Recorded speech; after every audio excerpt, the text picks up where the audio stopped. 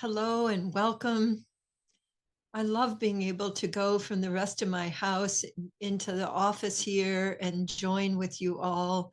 I just really love that technology is clear enough and developed enough that we can connect. And there have been some people saying too that we can't really connect virtually, that in person is really the only way to connect. But I want to challenge that because I've experienced, deep connection and, a experiential, a felt connection. And so I'm wanting to appreciate that. I think the power of attention can allow us to really change technology so that we're able to use that as a way of feeling the nurturing of attention. And that's one of the main reasons that I gather with you all, is that we can fill our reservoirs and enjoy the power of attention and directing our attention to nourish us, and rather than spending our attention. This is a way of gathering our attention so that we can enjoy the richness of connection with ourselves and connection with others. And what was coming to me today may seem really simple, but I think it's core to experiencing the actual soaking in the nourishment of connection, and that is your pace and your rhythm.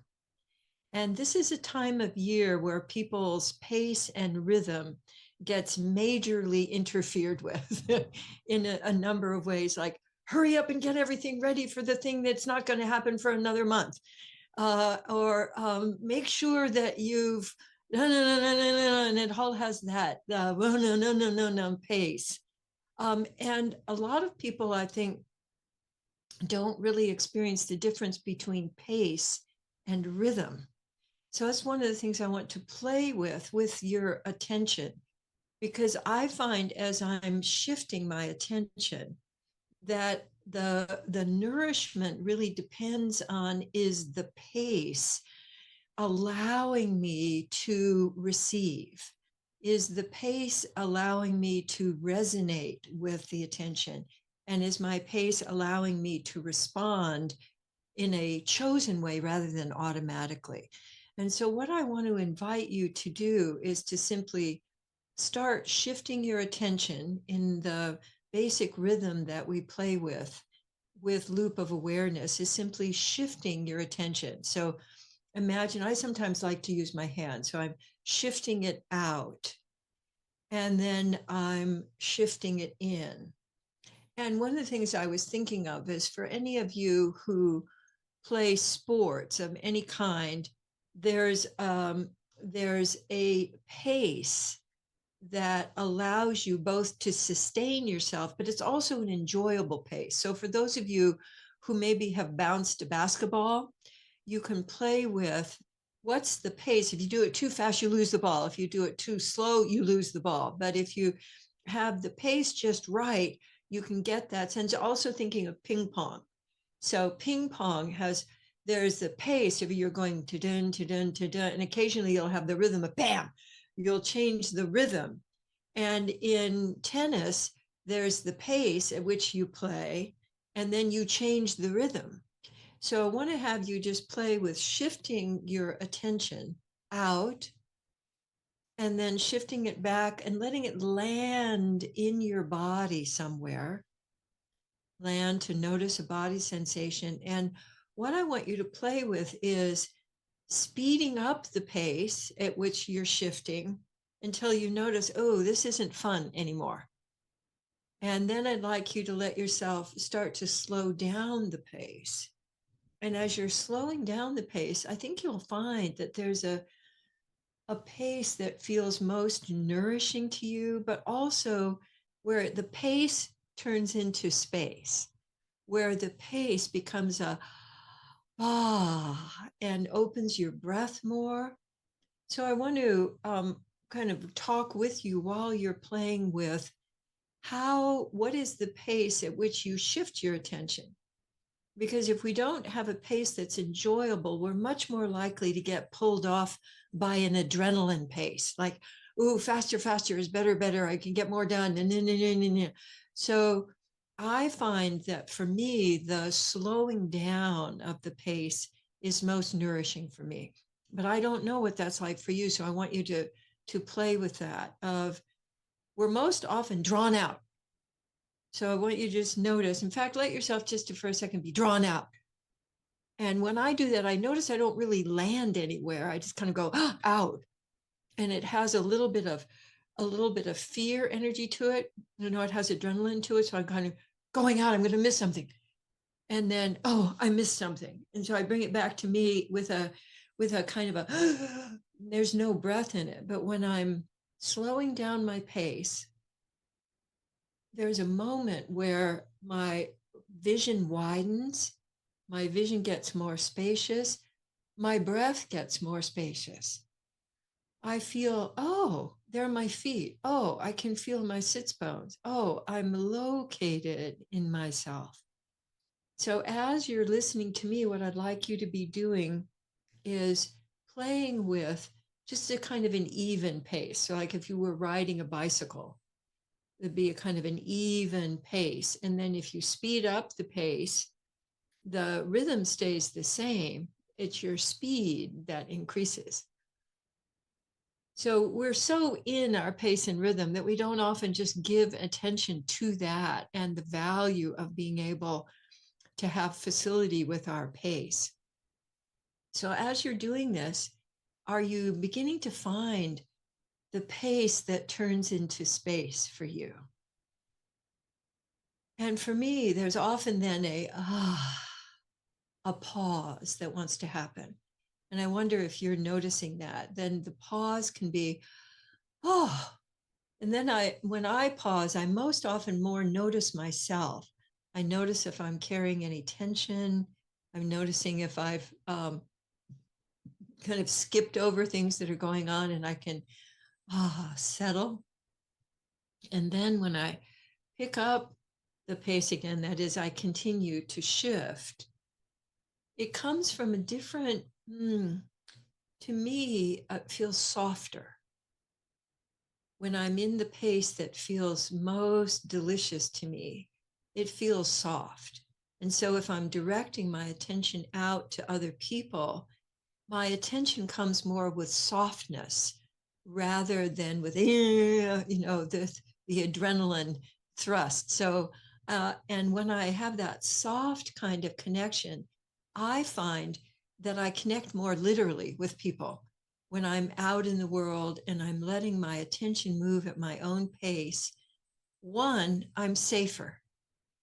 So if I'm caught in this, I'm not really doing what they call situational awareness.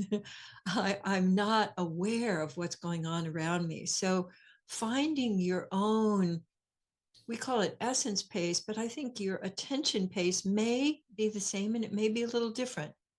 I'm a mover, as you may know, so I find that using my body is very helpful. Those of you who didn't grow up with that or weren't allowed to, you may be a little more shy about just letting your body play with you. But I invite you, especially on our calls, to let your body respond. So when you're shifting your attention, your body might want to expand, or it might want to wiggle, or it just might want to shift. And as I'm doing that, I find that my whole body begins to give and receive attention rather than just letting my face and my eyes do that. So when I'm moving at a pace that allows me to rest in action, that really sustains my energy for a much longer period of time. So adrenaline uses you up. And when you find this space pace and are coming into that, I find that each one of my shifts then refreshes me more and more. And I find that really cool. I like that a lot. So that's pace.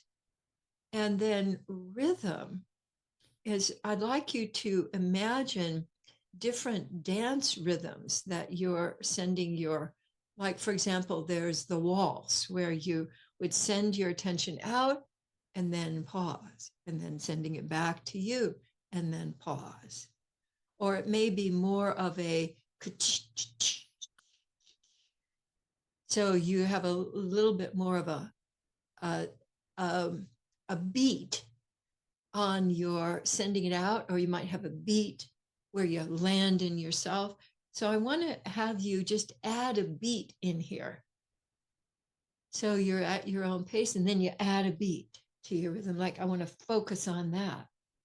And then I'm going to come back into my pace, and then I'm going to add a beat on landing in me. So the rhythm, most of us, I think, when we're in adrenaline, we don't have a pace and we don't have a rhythm. We're just at the effect of whatever is going on around us. And so when I reclaim my own pace and reclaim my own rhythm, I can choose. And the choice for me always, I always experience it as just more, more presence, pace, and moving with a rhythm, I think, allow us to participate more fully. So those of you, I was just seeing a kind of a flamenco going here. So you can have a tango, you could have, well, and for those of you who like to just do, for me, it's just sort of free form movement, just letting my body go, ting, ting, ting, ting. If I add in my body to my shifting my attention, it becomes an attention dance that my whole body can enjoy. And you may not want to do this all the time. Like, I actually can do this in the grocery store line. And I do. I just let myself sort of dance through the line, and I can get people to dance with me, which is really fun. So we share a couple of steps before I move on. And it allows us to move out of we're functioning, we're going, we're doing, into here we are, and here you are. And let's take a moment to celebrate that we're both here. And that sense of what I call presence, connect, play, which some of you know, is so enhanced by you're letting yourself play with both your pace and also the beat. So the rhythm really has to do with the beat. And there are some hilarious, like I've seen in some recent movies where somebody who is a sort of a fuddy-duddy is trying to dance, and and he or she starts to move their body, and you go, oh, where's the beat? There's no beat in there. There's just kanunk, kanunk. So taking time to find the beat, and what's the beat that's most energizing for you? When I was a kid, I used to, we lived in the Midwest then, and one of our homes had a really big basement with a cement floor. And I would go down there with my little record player, and I would put on polkas, and I would polka around, and then I put on my skates, and I'd polka around with my skates, and that upbeat was just so wonderful. And then, of course, I had on my twirly skirts, because this was back in the time when I would twirl, of course, my skirts would go. And then, so it became a whole production. But the nourishment of it was being in the beat, being in. Did I just go mute? I didn't do that. Yeah, you did. Yeah, you did. Well, I mean, my computer did. I'm going to blame my computer. So I'm back now. This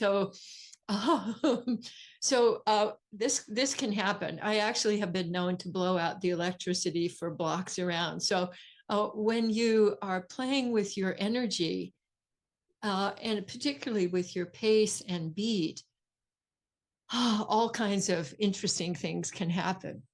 So the main thing, of course, is to shift.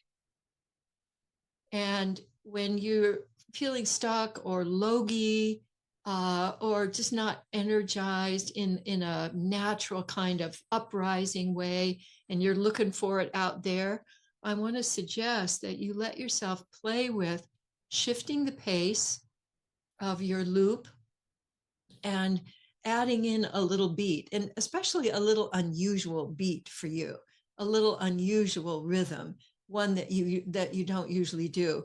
And this, of course, would be most wonderful and challenging to do with family or people who have a certain idea of you. I like to interrupt people's ideas of me in these nonverbal ways that they can't quite figure out what's going on, but there's more liveliness going on right now.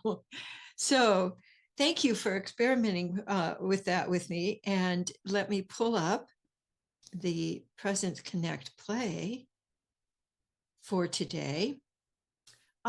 Presence. I find almost always that Presence Connect play always corresponds to what we've been doing. So I don't plan this. I just push and it comes up randomly. But Presence says, notice and follow what your body wants to do most. So letting your loop come to you and just let your body notice what your body wants to do now, whether it's stretch or lean back or fold over or love scoop, and follow that. Because mostly I've noticed that the relationship that most people have with their bodies is adversarial and one of control, where your mind is going, okay, body, shape up. I'm in charge here. And when you give your body, like, oh, me, you want to hear from me? Oh, okay, well, and there might be a whole bunch of things your body wants to do. But if you notice that regularly, I guarantee you it will add to your presence. And even, especially if you're in a conversation or an interaction that's complex, if you're not adding your body and you're trying to do it all from your brain, you can get fatigued really easily and also miss the whole thing. Because when you let your body move, you get your whole body intelligence, which allows you to pick up the nuances and the feelings and what might be wanting to happen. So it's a very easy, effective way to create presence. And then connect is turn toward. So I find, especially this time of year, that there's not very much turning toward. It's turning out there. It's turning to the future. It's turning. So the actual turning toward, letting your whole body, your intention turn toward what is happening. And that doesn't mean, it doesn't have to mean out there. It can also mean turning toward what you're experiencing, turning toward body sensations, turning toward emotions, something arising in you. And when you turn toward that, that begins then the loop of awareness that goes inward and then outward. And then play is exaggerate, persona, and role. This is very condensed. We're in the process of giving more instruction about how to use all of these. But what I want to say about exaggerating persona and role is that I'd say it's probably my very favorite way of intervening. When somebody is, I'm interacting with somebody or I'm coaching with somebody and they're getting caught in something, I will ask them to do it more. So you might just try this on right now with a persona or a way of being in the world, like Miss Serious or hard worker or victim or blamer. And I'd like you to just do it more. When you're in that persona, what does your persona do? Yeah, beautiful. I love that one, Rhonda. Yeah, and also you can look around and get the joy of connecting with other people, exaggerating. Because when I exaggerate my role, then what's really true about that, or wanting to emerge or wanting to be expressed, that maybe I didn't even know comes through. Like, I want to be heard, more of, I want to bring my voice out, or, I do feel sad. I didn't realize, I just thought I was tired. So I find it always opens up more participation with what's going on in the moment. So those are our Presence Connect plays for today. And thank you so much for participating at the end of our holiday weekend for some of us, not for all of you who may not be located in the United States, but you're most welcome to participate in leftovers, I'm sure, wherever you go. So I'm going to take my leave now, and you're welcome to continue to participate in the dance of connection. Mwah. Until next time, bye now.